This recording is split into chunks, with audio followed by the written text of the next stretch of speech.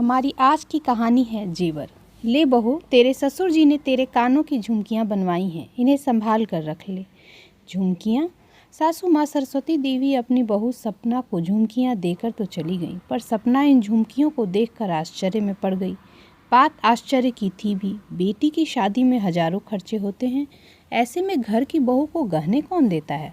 दरअसल सपना के पति कानपुर में नौकरी करते थे और वह अपने पति और बच्चों के साथ वहाँ रहती थी। वह अपनी छोटी ननद रीना की शादी में गांव आई है। यहाँ उसके ससुर जी और उनके छोटे भाई का संयुक्त परिवार रहता था। आज रीना की हल्दी की रस्म थी। अभी वह अपने विचारों में डूबी हुई ही थी कि उसकी देवरानी कामिनी, जो कि उसके छोटे ससुर जी की बहू थी, उसके कमरे में आई। अरे दीदी, जल्दी से तैयार हो जाओ, हल्दी की रस्म थोड़ी देर में ही बस अब शुरू होने वाली है। तभी सपना की नज़र कामिनी के कानों पर पड़ती है। कामिनी ने भी बिल्कुल वैसी ही झुमकियाँ पहन रखी थी।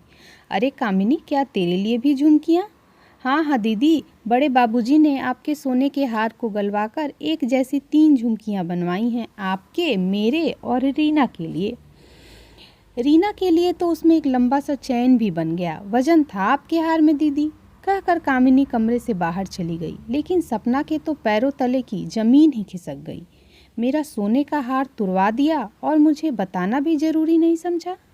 और यह झुमकियाँ, क्या यह मुझे सांत्वना देने के लिए? रीना की तो चलो शादी है तो उसके लिए गहने बनवाना फिर भी समझ में आता है, लेकिन देवरानी कामिनी को झुमकियाँ देने की क्या ज़रूरत थी? क्या इसी दिन के लिए ससुर जी और सासू माँ ने मेरे सभी गहने अपने पास रख लिए थे? ऐसे हजारों सवाल उसके दिमाग में घूम रहे थे। तभी पति देव कमरे में आए। अरे सपना, तुम अभी तक तैयार क्यों नहीं हुई और इतनी परेशान सी क्यों नजर आ रही हो? सपना सारी बातें अपने पति को बताती है। सुनकर उन्हें भी बुरा लगता है, लेकिन वह उसे समझाते हैं कि कोई बात नहीं, एक हार ही तो तुड़वाया है, मैं तुम्हें बाद में बनवा दूंगा, और फिर रीना मेरी छोटी बहन है। खैर, सपना ने भी संतोष कर लिया कि घर की बेटी की शादी है। उसने किसी से भी कुछ नहीं कहा। शादी अच्छे से संपन्न हुई और वे लोग वापस कानपुर आ गए। बात आई गई हो गई। 2 साल बाद आज सपना फिर अपने परिवार सहित वापस अपनी ससुराल आई है। उसके पति के छोटे भाई की शादी होने वाली है। होने वाली बहू के लिए कपड़ों और गहनों की खरीदारी चल रही है। 2 दिनों के बाद देवर की बारात जाने वाली है। सपना की सासू माँ और चाची सास नई दुल्हन को चढ़ाए जाने वाले कपड़ों और गहनों को सजाकर एक बड़े से सूटकेस में रख रही थी। सपना भी वहीं बैठी बैठी गहने और कपड़े देख रही थी।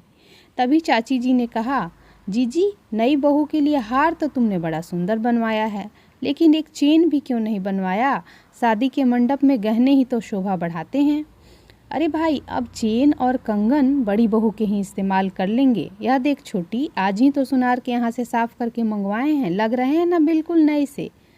सपना अब इन बातों को ढंग से समझ पाती उसके पहले ही उसकी ननद रीना ने कहा, लेकिन माँ, अगर कल को बड़ी भाभी के गहने नई भाभी ने यह कहकर लौटाने से इनकार कर दिए कि यह मेरी शादी में चढ़ाए गए थे तो? अरे चुप कर, ऐसा कुछ नहीं होगा, और अगर ऐसा कुछ हो भी गया तो मेरी बड़ी बहू बहुत समझदार है। वह गहनों के पीछे कोई महाभारत ना खड़ी करेगी, वह उसे अपनी छोटी बहन समझकर दे देगी। तभी सपना बीच में बोल पड़ी, माफ़ कीजिएगा माँ जी, अब मुझसे इतनी ज़्यादा समझदारी की उम्मीद ना करें। रीना की शादी में तो आपने मेरे गहनों का जो किया सो किया। मैं भी यह समझकर चुप रही कि घर की बेटी की शादी है, लेकिन अब देवर की शादी में मैं यह समझदारी नहीं दिखा पाऊंगी। बेहतर होगा आपने नई बहू के लिए जितने भी गहने बनवाए हैं उतने ही मंडप में चढ़ावे के लिए ले जाएं, और मेरे बचे हुए सभी गहने मुझे वापस दे दें। कहते हुए सपना ने सासू माँ के हाथ से अपने चैन और कंगन ले लिए। सभी लोग से होकर सपना का मुंह देख रहे थे। सासू माँ ने बिना कुछ कहे सपना के बाकी जेवर भी उसे वापस कर दिए।